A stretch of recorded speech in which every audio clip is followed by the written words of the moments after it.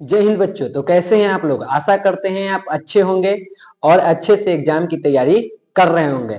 दोस्तों, अब हमारे एग्जाम का कोई ज्यादा समय नहीं बचा हुआ है, बहुत ही कम समय है, तो तैयारी को बहुत जोर शोर से करना है।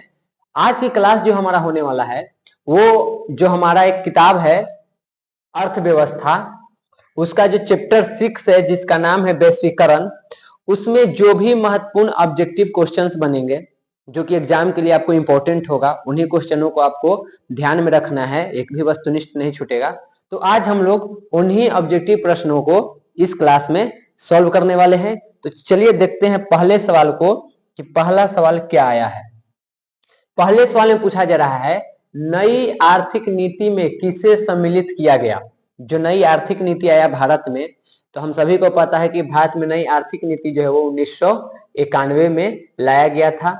ठीक, इसको उदारीकरण की शुरुआत भी यहीं से मानते हैं। अगर उदारीकरण भी पूछा जाए तो 1991 हो जाएगा। तो पूछा जाए कि जो नई आर्थिक नीति आया था उसमें किस चीज को शामिल किया गया था? उदारीकरण को, निजीकरण को, वैश्वीकरण को, या फिर इन सभी को? तो 1991 में जब भारत सरकार ने यहाँ पे नई आर्थिक नीति लाया तो उसमें इन तीनों को शामिल किया गया था। तो यहाँ पे डी इसका सही जवाब हो जाएगा। उसमें उदारीकरण भी था, निजीकरण भी था, और जहां पे उदारीकरण और निजीकरण होगा वहां पे वैश्वीकरण भी ऑटोमेटिक आपको वहां पे आ जाएगा। तो ये तीनों हो जाएगा। तो डी इसका सही जवाब है। वैश्वीकरण के मुख्य अंग कितने हैं? यहाँ पे बताना है वैश्वीकरण के कितने अंग होते हैं। 1 होते हैं, 2 होते हैं, 5 होते हैं, या फिर 4 होते हैं? तो वैश्वीकरण के मुख्य रूप से यहाँ पे 5 अंग होते हैं। तो सी यहाँ पे सही हो जाएगा। 5 अंगों को देख लेते हैं कौन कौन है, क्योंकि हो सकता है कि ये जो सवाल है वो आप लोगों को एग्जाम में जो शॉर्ट क्वेश्चन होता है, लघु उत्तरीय प्रश्न होता है, 2 नंबर के पूछे जाते हैं, उसमें भी हो सकता है पूछ दिया जाए कि वैश्वीकरण के अंगों को लिखें। तो यहाँ पे बता दे रहे हैं वो कौन कौन सा होता है, आप लोग उसको याद रखेंगे। पहला होता है व्यवसाय एवं व्यापार संबंधी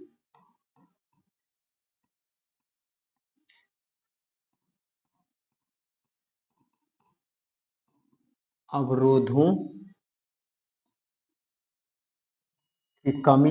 यानी सबसे पहले हमें इसको कम करना है। व्यवसाय और व्यापार संबंधी जो भी अवरोध लगाए जाते हैं सबसे पहले तो हमें उसको कम करना है। दूसरा यहाँ पे है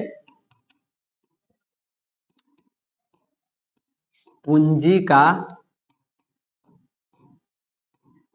निर्बाध प्रवाह।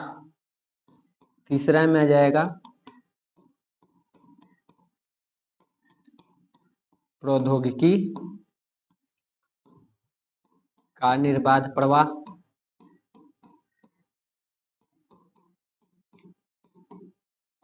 चौथा में आ जाएगा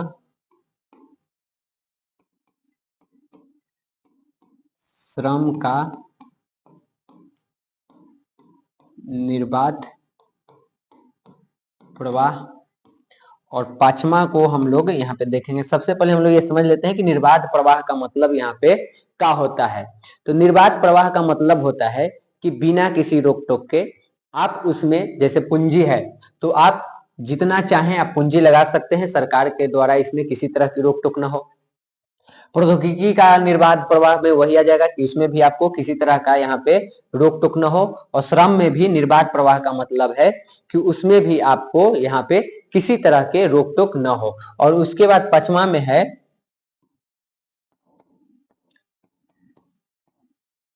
पूंजी का पूर्ण परिवर्तनशीलता।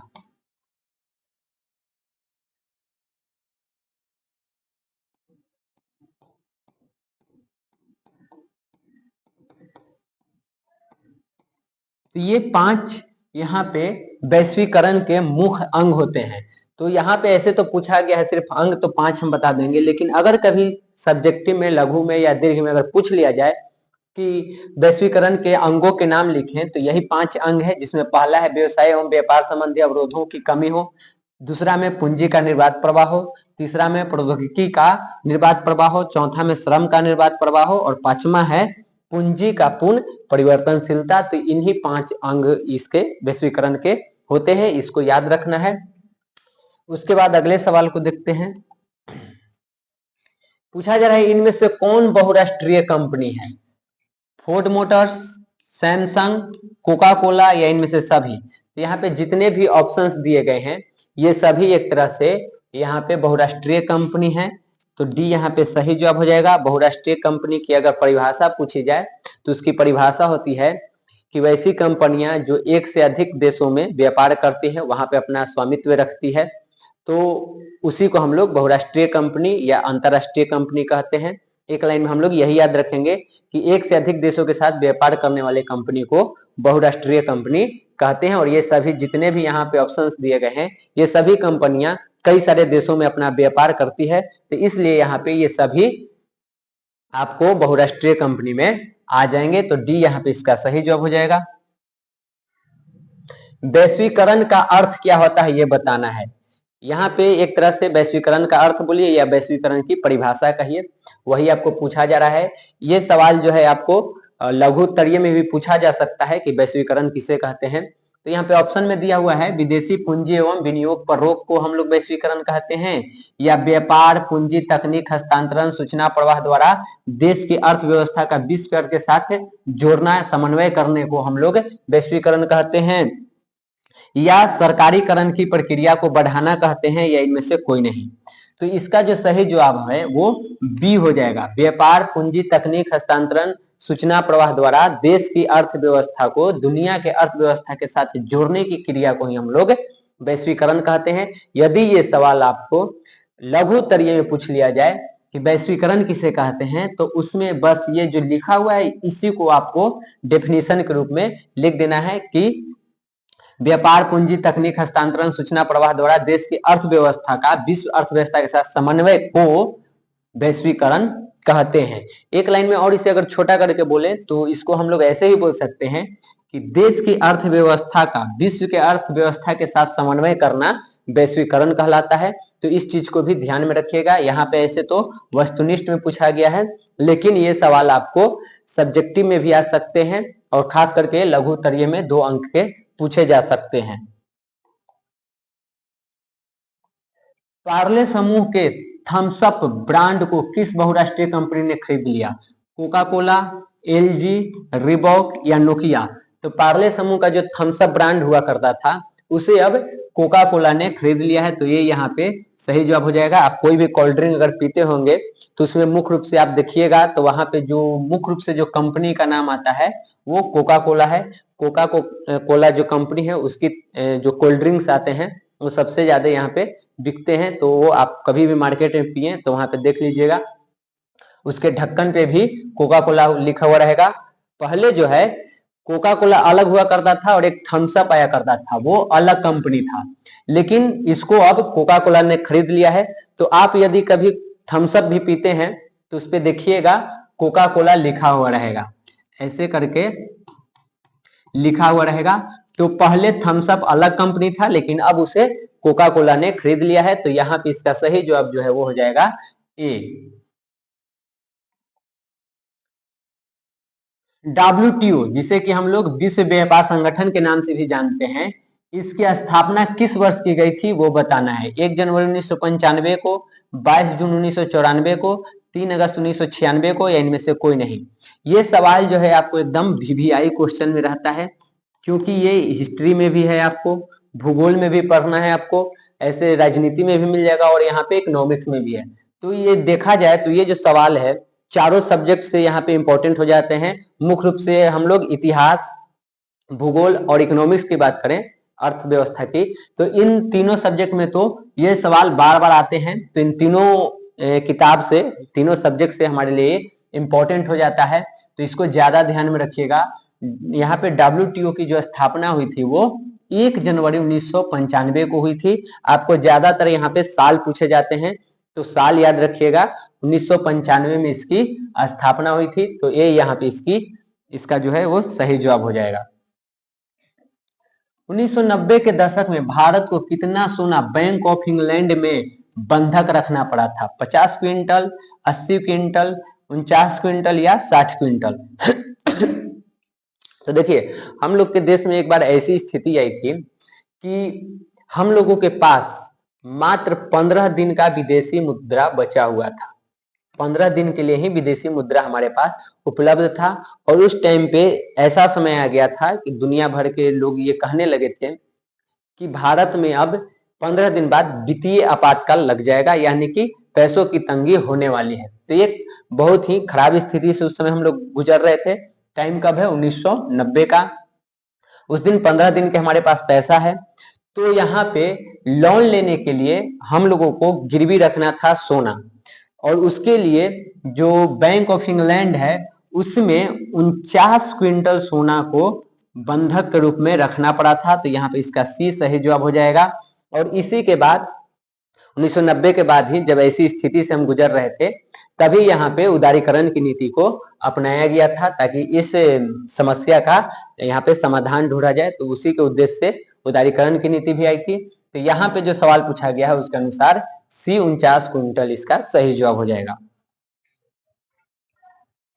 निर्यात संवर्धन क्षेत्र को निम्न से किसमें बदल दिया गया है? विशेष औद्योगिक क्षेत्र में, विशेष संवर्धन क्षेत्र में, या विशेष आर्थिक क्षेत्र में, या विशेष विकास क्षेत्र में?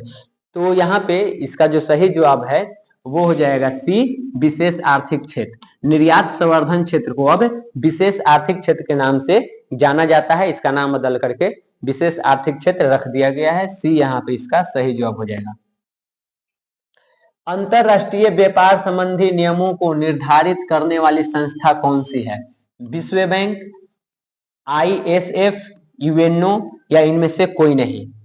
तो यहाँ पे अगर इसका जवाब देखा जाए तो इसका सही जवाब हो जाएगा डी, इनमें से कोई नहीं। जो अंतरराष्ट्रीय व्यापार संबंधी नियम है उसका निर्धारण इन तीनों में से कोई नहीं करता है, क्योंकि ये निर्धारण करने का अधिकार जो है वो WTO के पास है, वर्ल्ड ट्रेड ऑर्गेनाइजेशन, या ये कहें कि विश्व व्यापार संगठन जो है उसी के पास ये अधिकार है कि वो अंतरराष्ट्रीय व्यापार संबंधी नियमों को निर्धारित करे। लेकिन वो ऑप्शन में नहीं है, तो यहाँ पे डी हो जाएगा, इनमें से कोई नहीं। अगर ऑप्शन में रहता तो हमारा ये सही जवाब होता।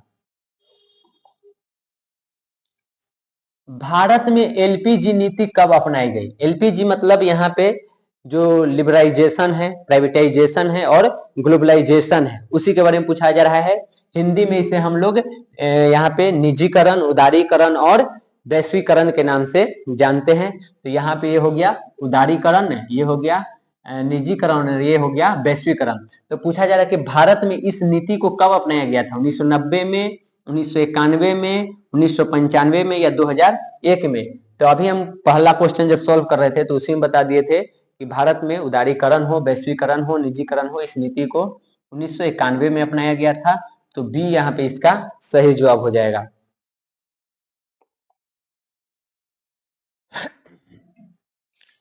देश के प्रगति के लिए बिहार की प्रगति अनिवार्य है, किनका कथन है? पंडित जवाहरलाल नेहरू का, महात्मा गांधी का, जयप्रकाश नारायण का, या एपीजे अब्दुल कलाम का?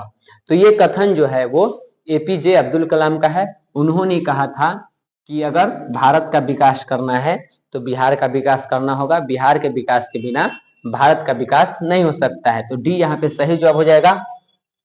एपीजे अब्दुल कलाम से एक चीज याद रखिएगा, ऐसे एग्जाम के लिए वो आपको इंपॉर्टेंट नहीं है, लेकिन एक जनरल नॉलेज के तौर पर यहाँ पे जो नाम आया है एपीजे, इसका जहां तक मेरी यहाँ पे अनुमान लगा रहे हैं, आप में से बहुत से बच्चों को ये नहीं पता होगा कि एपीजे का फुल फॉर्म क्या होता है। अब्दुल कलाम तो हम जान रहे हैं, लेकिन यहाँ पे एपीजे जो होता है उसका फुल फॉर्म क्या है, यानी कि एपीजे अब्दुल कलाम का असल में पूरा नाम क्या था, ये बहुत से बच्चों को नहीं पता होगा। जिनको पता है उसके लिए अच्छी बात है, जिनको नहीं पता है वो एक जनरल नॉलेज के तौर पे इसको जानेंगे, एग्जाम के लिए इंपॉर्टेंट नहीं है, बस एक नॉलेज के तौर पर देख लेते हैं। तो यहाँ पे ये जो है, ए से इनका नाम था अबुल, पी से था यहाँ पे पाकीर, और जे जो है, जे से होता है यहाँ जैनुला बद्दीन।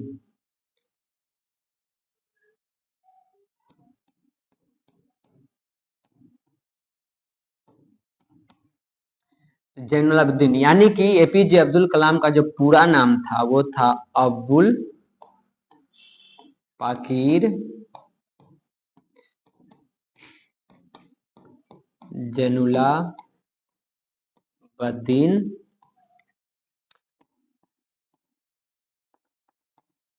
अब्दुल कलाम आजाद।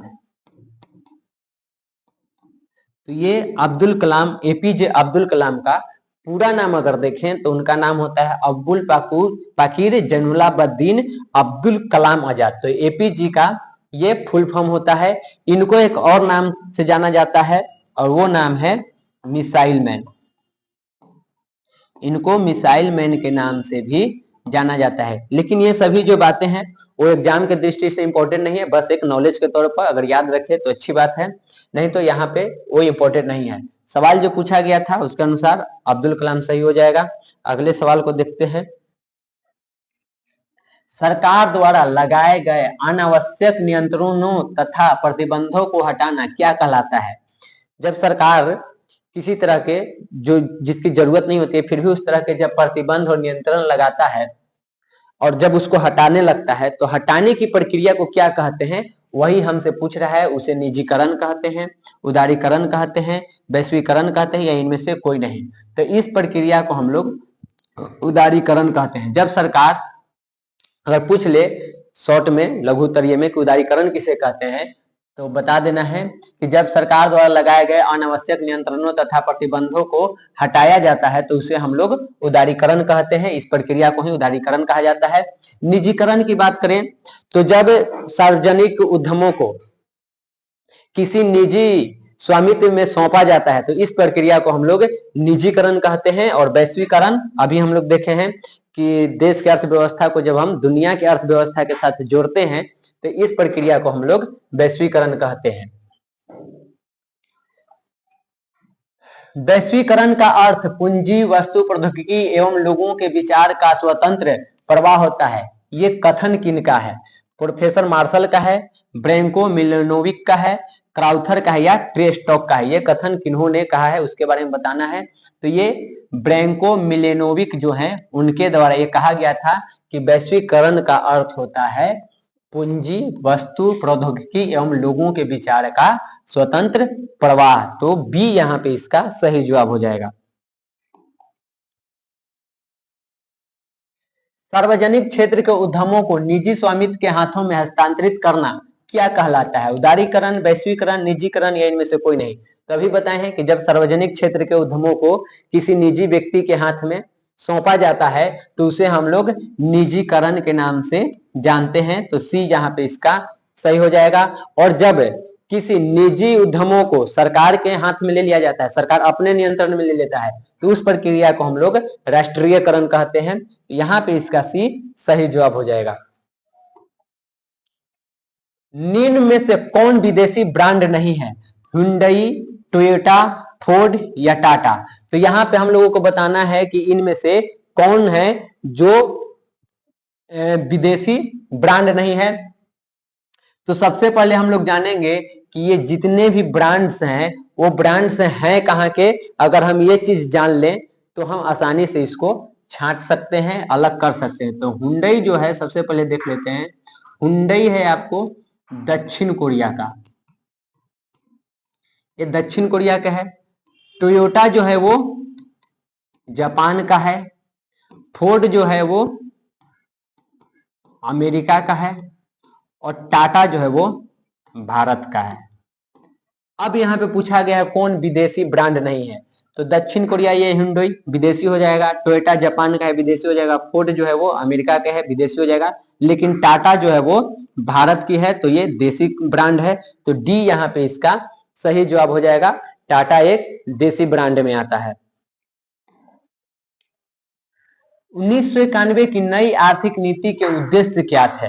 उत्पादन इकाइयों की प्रतियोगी क्षमता को बढ़ाना, आर्थिक विकास के दर को बढ़ाना, वित्तीय क्षेत्र में सुधार लाना, या इनमें से सभी? तो 1991 में जब हमारे देश में नई आर्थिक नीति लाई गई तो उसमें इन सभी को पूरा करने का उद्देश्य था। तो यहाँ पे डी इसका सही जवाब हो जाएगा, इनमें से सभी।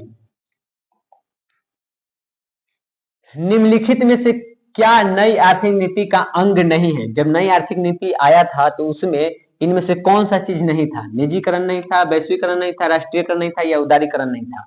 तो जब नई आर्थिक नीति आया था 1991 में, तो निजीकरण भी उसमें था, वैश्वीकरण भी था और उदारीकरण भी था, एलपीजी, यानी कि लिबरलाइजेशन, प्राइवेटाइजेशन और ग्लोबलाइजेशन। निजीकरण, उदारीकरण और जो वैश्वीकरण है, ये तीनों नई आर्थिक नीति में था, लेकिन जो राष्ट्रीयकरण है वो नहीं था। तो सी यहाँ पे इसका सही जवाब हो जाएगा। नई आर्थिक नीति में राष्ट्रीयकरण इसका अंग नहीं था। एक से अधिक देशों के साथ व्यापार करने वाली कंपनी को क्या कहते हैं? बहुराष्ट्रीय कंपनी, राष्ट्रीय कंपनी, क्षेत्रीय कंपनी, या इनमें से सभी? तो अभी हम लोग इस पे चर्चा कर चुके हैं कि कोई भी कंपनी जब एक से अधिक देशों में अपना व्यापार करती है, अपना स्वामित्व स्थापित करती है, तो उसे हम लोग बहुराष्ट्रीय कंपनी के नाम से जानते हैं। तो ये यहाँ पे इसका सही जवाब हो जाएगा। अंतरराष्ट्रीय कंपनियों द्वारा किए गए निवेश को क्या कहते हैं? देशी निवेश, विदेशी निवेश, ए और बी दोनों, या इनमें से कोई नहीं? तो जब भी कोई बहुराष्ट्रीय कंपनी या अंतरराष्ट्रीय कंपनी, एक ही बात है दोनों, तो जब भी कोई अंतरराष्ट्रीय या बहुराष्ट्रीय कंपनी अपना पूंजी का निवेश करती है तो उसे हम लोग विदेशी निवेश के नाम से जानते हैं। तो बी यहाँ पे इसका सही जवाब हो जाएगा। विश्व व्यापार संगठन का मुख्यालय कहाँ है? न्यूयॉर्क में, वाशिंगटन डीसी में, जिनेवा में, या रोम में? तो इसका जो मुख्यालय है वो जिनेवा में है। स्थापना अभी हम लोग पढ़े हैं कि 1 जनवरी 1995 को इसकी स्थापना हुई थी, और इसका जो मुख्यालय है वो स्विट्जरलैंड में एक जगह है, एक शहर है जिनेवा, वहीं पे इसका मुख्यालय है। तो यहाँ पे इसका सी सही जवाब हो जाएगा। नई आर्थिक नीति में किसे सम्मिलित नहीं किया गया था? नियंत्रित अर्थव्यवस्था को, उदारीकरण, वैश्वीकरण, या इनमें से कोई नहीं? तो नई आर्थिक नीति में हम लोग को उदारीकरण, वैश्वीकरण और निजीकरण तो था ही, नियंत्रित अर्थव्यवस्था उसका अंग नहीं था। तो ये यहाँ पे इसका सही जवाब हो जाएगा। विश्व व्यापार संगठन WTO में कितने सदस्य हैं? 106, 149, 164 या 170? तो अभी वर्तमान में बात करें, अगर अभी वर्तमान में बात करें तो वर्तमान में विश्व व्यापार संगठन में कुल 164 देश शामिल हैं, 164 देश इसके सदस्य हैं। तो वर्तमान से यहाँ पे आपका सी सही जवाब हो जाएगा। लेकिन एक चीज और यहाँ पे ध्यान दीजिएगा कि जो आपकी किताब है उस किताब में 2006 तक के ही आंकड़े के आधार पर यहाँ पे बताया गया है, और 2006 में विश्व व्यापार संगठन के जो सदस्य देश थे उनकी संख्या 149 थी, और वर्तमान में 164 है। तो जब आप एग्जाम देने जाइएगा और इस तरह के सवाल आ जाए तो आप पहले कंफर्म हो लीजिएगा, ऑप्शंस देख लीजिएगा कि कौन सा दिया हुआ है। अगर ऑप्शंस में 164 आया हुआ है फिर तो आपको 149 को टिक आउट करना ही नहीं है, लेकिन अगर 164 नहीं है तो आप याद रखिएगा ये आपको किताब का जो क्वेश्चन बनता है वहां से पूछ रहा है 2006 के अंतर्गत, तो उसके अंतर्गत 149 हो जाएगा। ऐसे वर्तमान में 164 है। निम्न में से कौन भारतीय बहुराष्ट्रीय कंपनी है?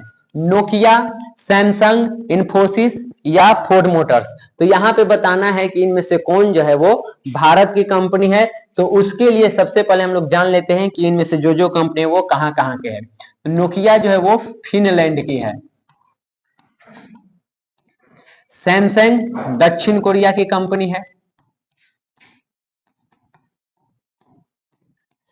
इन्फोसिस जो है वो भारत की कंपनी है, और फोर्ड मोटर्स जो है वो अभी हम लोग इसके बारे में पढ़े कि ये अमेरिका की कंपनी है। तो अब हम लोग यहाँ पे आसानी से बता सकते हैं कि इनमें से कौन भारतीय बहुराष्ट्रीय कंपनी है, तो वो हो जाएगा इन्फोसिस। बाकी जो है नोकिया, सैमसंग और फोर्ड मोटर्स ये सब विदेशी बहुराष्ट्रीय कंपनी है। देश का नाम बता दिया गया है कि कौन कहाँ पे है। ऐसे एग्जाम के दृष्टि से आपके लिए इंपॉर्टेंट नहीं है, ये नहीं पूछेगा कि कौन कंपनी किस देश का है। हाँ, लेकिन अगर आपको ऑप्शन छांटना है तो उसके लिए आपको ये याद रहना चाहिए, याद रहेगा तब आप आसानी से इसको अलग कर लेंगे। एक चीज और याद रखिएगा, ये जितने भी कंपनियां हैं ये सभी मोटर्स कार बनाने का काम करते हैं, यानी कि जो 4 व्हीलर कार होती है उस तरह के गाड़ियों को बनाने का ही ये काम करते हैं। तो सैमसंग नहीं, जो नोकिया भी नहीं यहाँ पे है। अब फोर्ड मोटर सिर्फ हो जाएगा, ये सभी नहीं, जो फोर्ड मोटर्स है वो यहाँ पे गाड़ी बनाने का काम करता है, बाकी इसमें से गाड़ी बनाने का काम नहीं है। बस आप लोग यहाँ पे देश का नाम अगर याद रखें तो ऑप्शन छांटने में आपको आसानी हो जाएगी कि कौन भारत का है और कौन भारत का नहीं है। तो इन्फोसिस कंपनी जो है वो भारत की है, इसको याद रखेंगे। वैश्वीकरण का कुप्रभाव पड़ा है किस पे? बृहत उद्योगों पर, लघु उद्योगों पर, कुटीर उद्योगों पर, या बी और सी दोनों पर? तो वैश्वीकरण का कुप्रभाव जो है वो लघु उद्योग पर भी पड़ा है और कुटीर उद्योग पे पड़ा है। तो डी यहाँ पे सही जवाब हो जाएगा, बी और सी दोनों।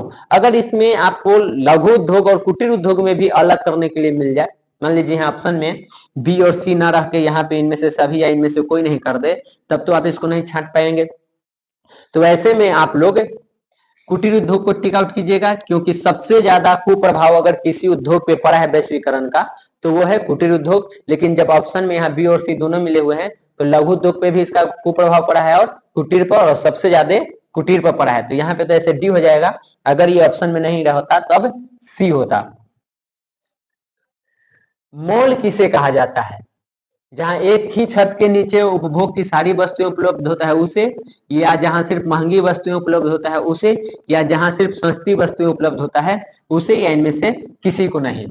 तो जहां एक ही छत के नीचे उपभोग की हर छोटी बड़ी चीजें जहां उपलब्ध होती है उसी को हम लोग मॉल कहते हैं। तो ये यहाँ पे इसका सही जवाब हो जाएगा।